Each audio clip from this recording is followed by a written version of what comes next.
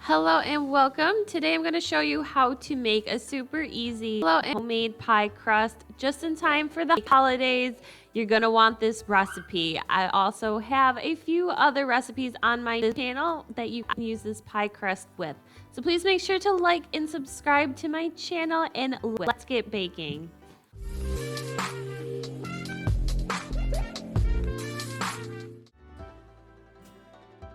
So you only really need a few ingredients to make pie crust. You're going to need 11.7 ounces of flour, which is roughly 3 cups minus 3 tablespoons. And then you want 3 tablespoons of cornstarch. Alternatively, you can use 12 ounces of pastry flour, 3 tablespoons of sugar, and I also have in here 1 teaspoon of salt. And then you need 8 ounces of cubed butter. Use unsalted butter. If you have to use salted butter, then reduce your amount of salt.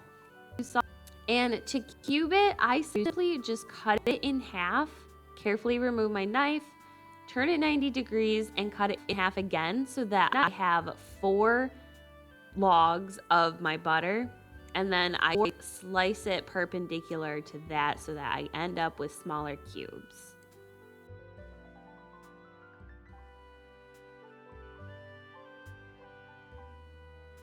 And then you're going to need a half a cup of ice water. You might not use the whole thing, but you really want your water to be as cold as possible with a few ice cubes thrown in. Optionally, you can also add 1.5 teaspoons of lemon zest, which is about a half a lemon, but I highly recommend doing this. It adds a great flavor. All right, so the first thing we're going to do is combine our dry ingredients, which would be our flour, which I have previously sifted, and then I'm going to add in our cornstarch as well as our sugar. And then just give that a little whisk so it's incorporated. And now I'm going to turn my flour mixture out onto my cutting board, or you can use a baking mat. You just want a covered surface to protect your countertops. And using this nifty bench scraper, I'm just going to spread it out a little bit so I have more surface area to work with. I highly recommend getting one of these, especially if you like to make pies a lot. Now I'm just going to zest half of a lemon over the top of my flour mixture, and I will post all of the tools that I use down in the description below if you are curious as to what I'm using. Here is optional, but I do enjoy using, especially when I'm making fruit pies. And then next we're going to put our cold butter, sprinkle it pretty evenly over the top because we are going to cut this into our mixture.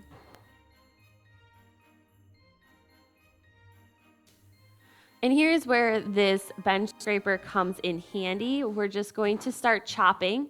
And you can also use a pastry cutter. You might want to leave it in a bowl if you're using a pastry cutter, just because it'll be a little bit easier with the rocking motion. But we're going to chop up all our butter and mix it into our flour until our butter is very fine. The larger the pieces of butter, the flakier the texture is going to be. So if you're using it for a top crust, you might want your pieces of butter to be roughly the size of a nickel. If you're using it for a bottom crust, I like to leave the size of my butter about the size of a pea. So I still have some larger chunks in here. What I'm going to do now is press it with my hands to break it up a little bit more. So I just grab some and I'm using the palm of my one hand to press it against the other and kind of smash out some of that butter. Make sure you're working quickly because you don't want your butter to warm up too much while you're mixing everything.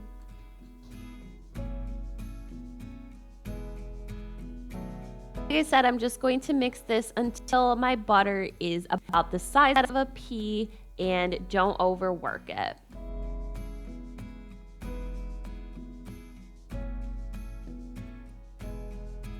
So once you're happy with that, scoop all your flour into a kind of pile. If you are using a bowl, you might want to dump it out onto your surface now. And we're going to create a well in the center, or a divot in the center. This is where we're going to put our water. So with our ice cold water, just a little bit at a time, we're going to take a little claw hand and we're going to dust the edges of our well into the center where the water is and mix it up little by little.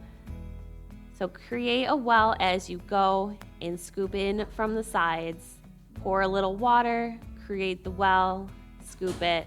This is how you're going to mix it together without spilling water everywhere. Gradually add your water into your mixture. Once you've got enough water in there, and you might not use it all, you can use your bench scraper now to help you mix it all together until it comes together and forms a dough. If you've added too much water, just add additional flour. If you feel like you need to add more water, if it's not coming together, then add a little bit more water, about a teaspoon at a time. Once you've got it started forming into a dough, you're going to start kneading it. So you pick it up and then press it back down using the heels, which are the bottoms of your palms. So just knead it a few times until it forms into a round dough. Again, I felt like it was a little bit dry, so I added just a little bit more water and it came together perfectly for me. So knead it just until it comes together because you don't want to overwork this. It can make your dough tough if you knead it for too long, and you also don't want to melt that butter. You want to keep it as cold as possible while working with it. But as you can see here, it is okay if you see some little bits of butter in your dough. That's a good sign. As long as they're not too big, you're going to have a really flaky crust with that. So this recipe should give you about 24 ounces of dough, which I usually can split between 2 pie crusts. So what I like to do is cut it in half, and then I will form each of these halves into a disc, wrap it in plastic wrap, and make sure you refrigerate it overnight or for at least 8 hours before you go to use this in any recipe. The pie dough needs time to rest before it can be used in any recipe.